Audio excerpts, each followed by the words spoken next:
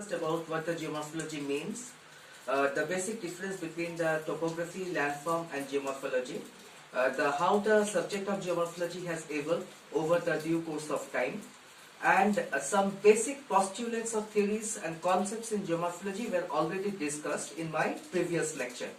So today in this class we will be discussing about the process geomorphology, the agents and processes and products in geomorphology, endogenetic and exogenetic processes, folding, faulting, and in a simple nutshell, we will discuss about the earthquake, volcanicity, metamorphism, and other aspects are concerned.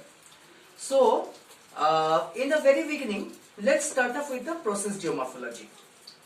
As it has been propounded by Gilbert, as I told you earlier, the process geomorphology may be defined as the actions which are involved when a force induces a change, either chemical or physical, in the materials or forms at the Earth's surface. So, the definition of process geomorphology goes as the study of landforms and the methods by which the landforms were or are created. So, you can just understand from the very definition itself that basically it is a system that defines and describes the process and the methods by the means of which the landforms are being formed or evolved.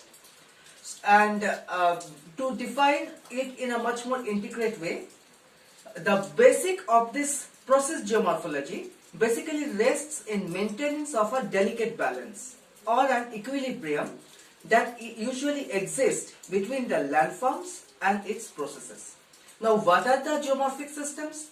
Geomorphic systems may be defined as the balance between form and process and is best demonstrated by considering both factors as systems or component of systems. Now, what is a system? A system is basically a collection of related components. Now, the basics of process geomorphology, as it has been propounded by G.K. Gilbert as a process of dynamic adjustment. This process geomorphology basically maintains a delicate balance or an equilibrium that usually used to exist between the landforms and processes. So, just have a look into this picture, into this diagram, which is reflecting the interaction between the dominant process and local geomorphology over here. You can see what are the processes that are leading to the shaping of this particular landform. That is how this landform has evolved.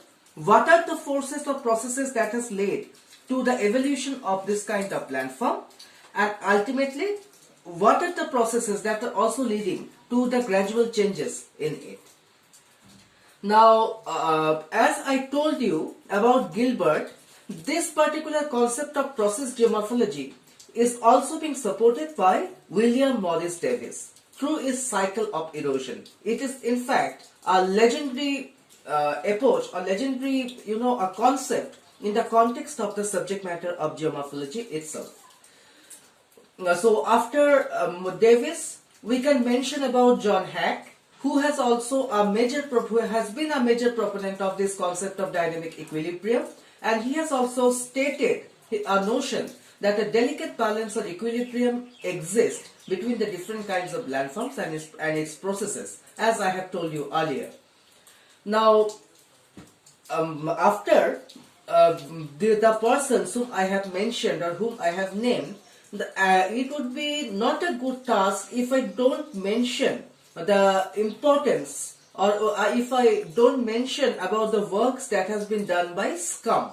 In the year of 1977, he has propounded a theory defining the equilibrium and the time scale, and which has also been found to be a major stalwart or major important aspect in the concept or in the postulation of the process geomorphological concepts. Now, what is the process? If we have to define a process, what is it? Processes are basically the actions that are involved when a force induces a change in the materials or the landforms at the Earth's surface. Or to say it in a much more easy way, the method by which one thing may be produced from something else. That is a process in terms of the geomorphology is concerned. So after the process geomorphology, now let's have a look in the different agent, process and products in geomorphology. In terms of the geomorphic agents, first of all, let us discuss about the geomorphic agents. The one particular agent is a river, and it usually used to work in a humid geomorphic environment. Wind, that is functionable in terms of a wind or arid environment. Glacier or ice, basically found in the polar environments, and wave, that is the coastal environment. So basically in terms of the geomorphology, if you are also speaking about the branches, one may be fluvial geomorphology, one may be alluvial geomorphology, that is the wind-based actions. Again, it may be glacial geomorphology or ice-based studies where are being done, how the landforms are basically created in the ice-covered areas. And finally, it may be coastal geomorphology, or where we used to deal about the different actions created by the wave. Now, in terms of the geomorphic processes, the basic geomorphic processes are three in numbers. Number one, erosion, that you can see over here. The second one is transportation, and the third one is deposition. This three process used to shape up all the features, all the particular landforms that are basically being formed over the surface of Earth. Now, what are the geomorphic products? Geomorphic products can basically be classified under three major heads. Number one, erosional landforms, that is the landforms that have been created by the erosive actions of the wind, or it may be of a river, or it may be of a glacier, or it may be of a wave. The second one is transportation. As all of you know that any particular agent used to carry up the load too. So when they used to carry up these loads, and ultimately these loads used to get accumulated or deposited over a particular space in the due course of time. So that is regarded to be as a concept or product of this transportational processes. And finally, the depositional landforms. That is, when a particular agent is working or sculpturing over the Earth's surface, it not only erodes, it not only transports, but it also deposits in its matured stages. So this deposition does used to form or lead to the generation of depositional landform features. Now, in terms of these processes, basically in the parlance of geomorphology, if we want to say, there are two types of processes. One is a constructive process, while the other one is a destructive process. Now, what are these constructive processes? Constructive processes are basically tectonic processes, which includes movement of the plate boundaries, earthquakes, orogenic movements, deformation, and volcanic activity.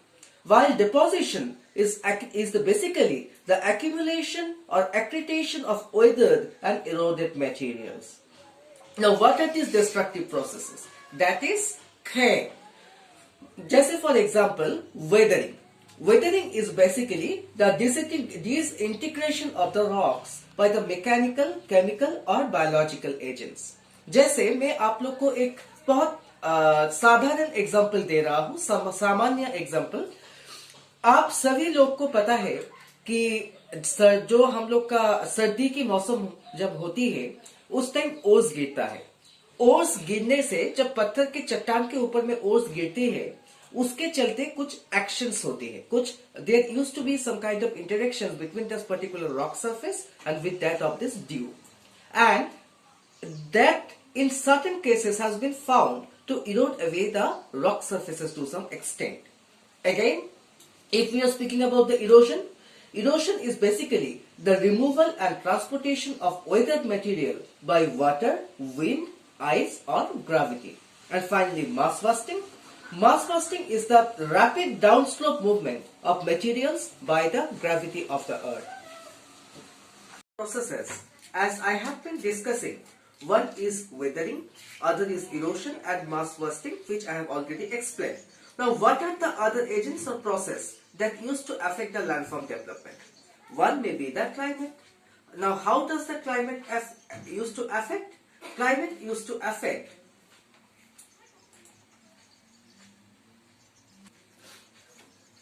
in terms of its temperature, precipitation, water cycle and atmospheric conditions. Again, another important aspect is time. Basically, the fast and slow changes of rate of this erosion or transportation and other things are concerned are basically being controlled by the time constraint. And finally, the anthropogenic factors or the people. Basically, it is one of the major stumbling factor, or it is a stumbling block that used to affect upon the different kinds of natural resources that are usually available over the surface of the earth, and they used to shape it up too. That is why it is being found out in several cases that the construction of dam has led to the outbreak of an earthquake, especially if we are considering the Indian state of Gujarat, or if we are considering the Nepal earthquake phenomena and other things are concerned, which are to some extent being governed by the anthropogenic factors too. Now, what are these constructive processes? Constructive processes are basically responsible for physically building or constructing certain landforms. Basically, such kind of process may be broadly classified into two major basic categories. One is the tectonic landforms, that is the landforms that have been created by the earth movements, which are usually massive in nature due to the tectonic or volcanic activity or magmatism and other things are concerned, and includes landforms such as volcanoes, rift valleys, mountains and intrusive igneous landforms. While depositional landforms are basically produced from the deposition of the weathered and eroded surface materials. In terms of the depositional landforms, we may give the example of sea beach, barrier islands, spit, deltas, floodplains, sand dunes, alluvial fans and glacial moraines. Just to cite you an example, this is a volcano. This is the Mount Stromboli volcano in Sicily. Basically, it is lying in the coast of Sicily. It is an example of a constructive landform or constructive process. Because it leads to the development of some new feature based upon the type of the magma and other things are concerned. While this is a depositional landform, you can see the floodplain deposits on the confluence of the Mississippi and the Arkansas rivers. So this is basically the floodplain area you can see over here. And this floodplain area is being gradually occupied by the anthropogenic factors like human civilization and other things are concerned to take up with the activities like agriculture, industrialization and several other things. Now, destructive processes create landforms through weathering and erosion of the surface materials facilitated by the water, wind, ice and gravity. Mass bursting events occur in areas where weathering and erosion is accelerated. Landforms formed by destructive processes includes river and stream valleys, waterfalls, glacier valleys, karst landscapes, coastal cliffs and wave karst crusts.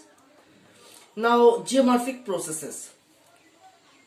To discuss about these geomorphic processes, first of all, let me give you with the very definition.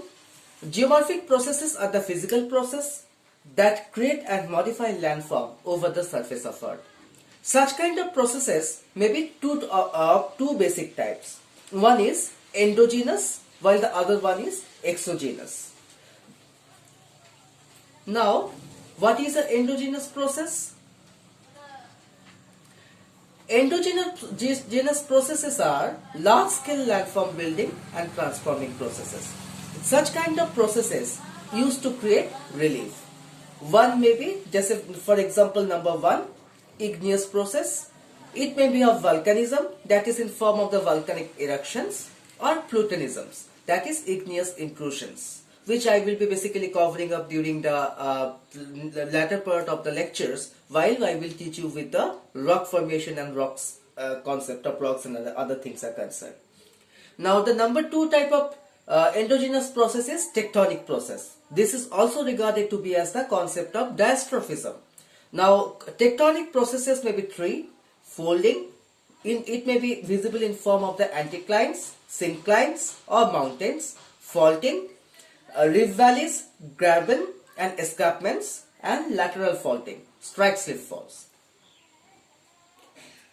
Now, to speak about the endogenetic forces, these forces basically come from inside the earth, and basically this type of forces or processes are being caused by two types of movement.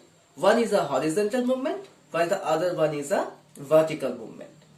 Endogenetic forces introduce various types of vertical irregularities which give birth to many kinds of relief features on the earth's surface. Example: mountain, plateaus, plains, lakes, falls, folds, etc. On an average, the origin of endogenetic forces is related to the thermal conditions of the interior of the earth's surface.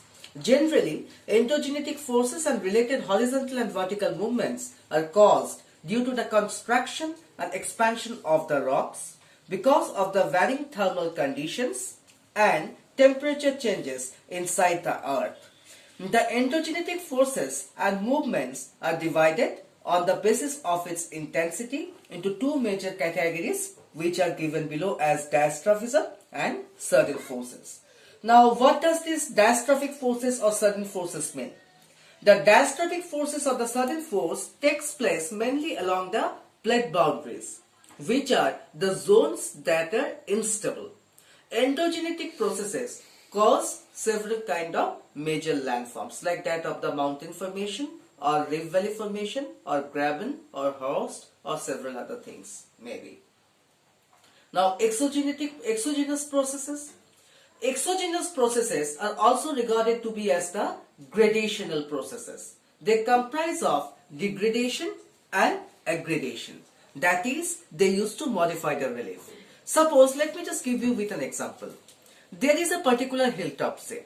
Now that particular hilltop is being gradually weathered upon or is being worked upon with the action of the wind. Now what will happen? The gradual top of the hill will get eroded.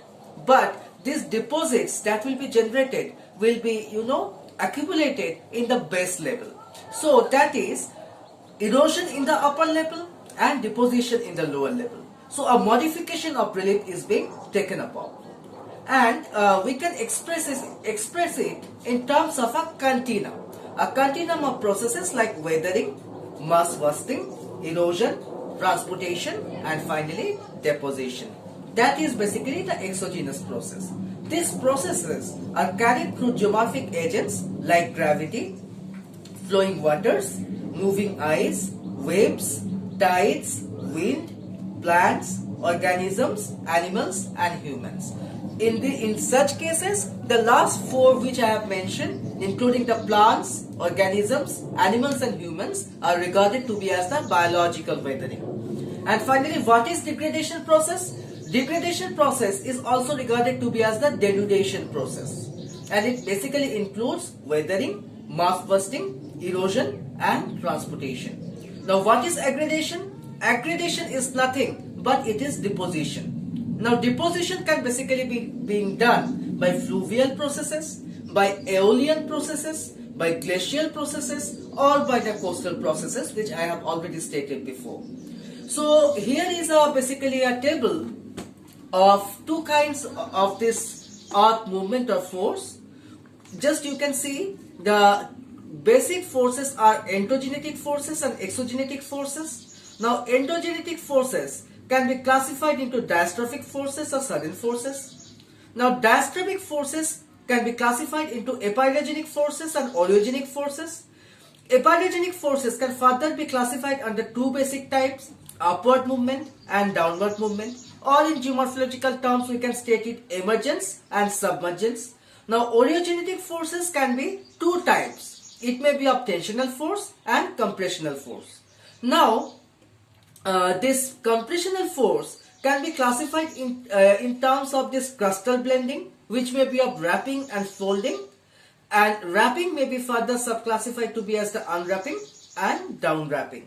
So similar thus goes this chart, and suppose if in the examination some question is being given To discuss about the basic kind of Earth's movement and force, you will have to provide us with this particular chart, as well as you will have to provide me with a brief explanation if it comes in form as a question of something 12 marks or so.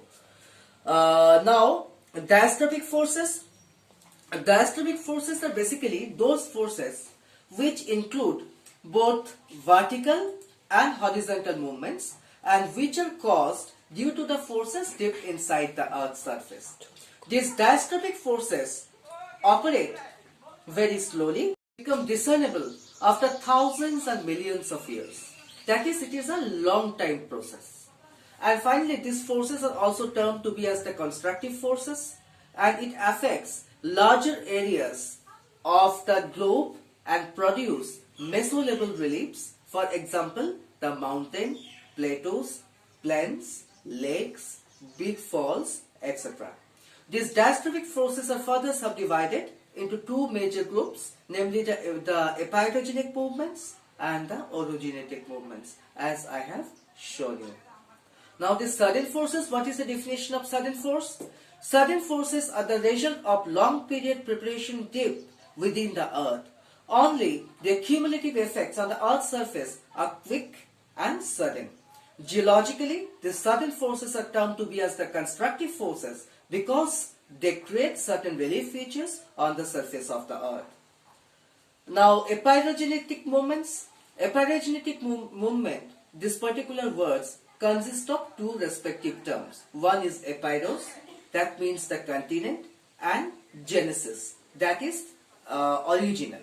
So, epirogenetic movement basically causes upliftment and subsidence of the continental masses through upward movements like infract or vertical movements. These forces and resultant movements affect larger parts of the continent. These are further subdivided into two basic types as the upward movement and the downward movement respectively. Now, orogenetic movement. Orogenetic movement is also comprised of two Greek words. One is oros, means the mountain, and the other one is the genesis, that is origin or the formation. So, orogenetic movement is basically caused due to the endogenetic forces working in the horizontal movements. Now, these horizontal forces and movements are also regarded to be as the tangential forces, and orogenetic and horizontal forces work in two basic ways. In opposite direction, that is, they move apart, while the other one is towards each other. This is regarded to be as the divergence in terms of geomorphology, and this is the convergence. So, these particular two types of movement, that is the opposite direction movement and the towards direction movement, is also regarded to be as a tensional force, and when it operates in opposite directions, and such kind of forces and movements are also regarded to be as the divergent forces too. Now, these tensional forces used to create ruptures, cracks, fractures and falls in the crustal parts of the earth. The force when operates face to face is regarded to be as the compression force or the convergent force. Now, compressional force causes crustal bending, leading to the formation of the fields or crustal wrapping, leading to local rise or subsidence of the crustal parts. Now, what is crustal bending? When horizontal forces work face to face, the crustal rocks are bent due to the resistant compressional and tangential forces.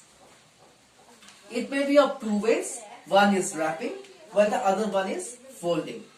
The process of crustal wrapping affects larger areas of the crust, wherein the crustal parts are either wrapped, that is raised, upward or downward. The upward rise of the crustal part due to the compressive force results in form of convergent horizontal movement, which is also regarded to be as the upwrapping. While the bending of the crustal part downward in the form of basin or depression is also regarded to be as the downwrapping respectively. So after that, let's discuss in brief about the folding. What is folding? Folding is one of the endogenetic processes when two forces push towards each other from opposite side.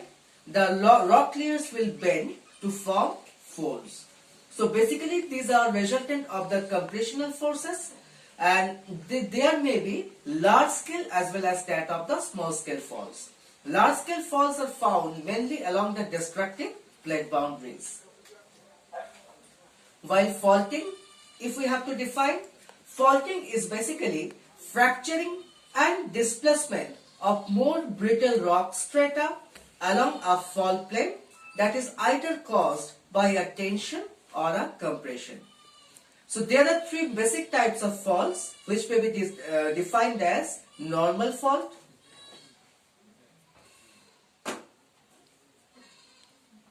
that is basically the resultant of the compressional force from the plate. Other one is the reverse fault, that is basically caused by the tensional force. And third is the tear fault, that is basically diagonal compression force from the plate is the basic resultant factor. And faulting basically leads to the formation of two basic kind of landforms. One is a block mountain while the other one is the rift valley. Now, a brief definition needs to be provided regarding the sudden forces. I will just define it. Sudden movements are basically caused by the endogenetic forces that are coming deep within the earth and cause sudden and rapid events that cause massive destructions and below the earth's surface. Such events like volcanic eruptions and earthquakes are called extreme events and become disastrous hazards when they occur in densely populated localities. These forces work very quickly and their results are seen within a very few minutes or within a couple of minutes respectively. Now, earthquake. What is an earthquake? An earthquake is a vibration or an oscillation of the surface of the earth that is basically being caused by the sudden release of enormous pressure. Now, after the earthquake, let's define volcanicity. Volcanicity is also known as the volcanic activity or igneous activity, is one of the major endogenetic process. Magma that is found beneath the crust is under very great or immense pressure. When faulting and faulting occurs, cracks or fractures, which are the lines of weakness, through these particular lines of weakness, this particular magma used to creep in, and thereby the pressure is being released. So this allows magma to rise up along the lines of weakness and intrudes through the earth's crust, and some of this magma sometimes even reaches up the earth's surface. And these volcanic activities can basically be classified or divided into two basic types. One is the intrusive volcanicity, while the other one is the explosive volcanicity respectively. So after volcanicity, let's define the diastrophism. It is also one of the very common term in the geomorphology itself. Diastrophism is also regarded to be as the tectonism, large-scale deformation of the earth's crust by natural processes, which leads to the formation of the continents and ocean basins, a mountain system, plateaus, rift valleys, and other features by mechanisms such as plate movement, volcanic loading, or faulting. In this context, it is essential to mention that internal forces usually used to remain active over here. Now, what is metamorphism? Metamorphism is basically the change in rock structure, minerals, and geological structure. Now, what are the basic causes of metamorphism? It may be heat from the interior of the earth. It may be intense pressure, that is pressure of the overlying rocks, or due to the compressional forces or tensional movements. Also sometimes metamorphism does used to occur. Now, this exogenetic and endogenetic process may be classified into four types, as I have mentioned already. It may be weathering, erosion and degradation, transportation, deposition, aggradation, and mass movements. Now, this is the basic concept of denudation. As you can see, it means to make the things exposed, and all the other things are being clearly written over here. And denudation can be best expressed in form of an equation like weathering plus erosion plus transportation. This three combines to give a shape to the concept of denudation.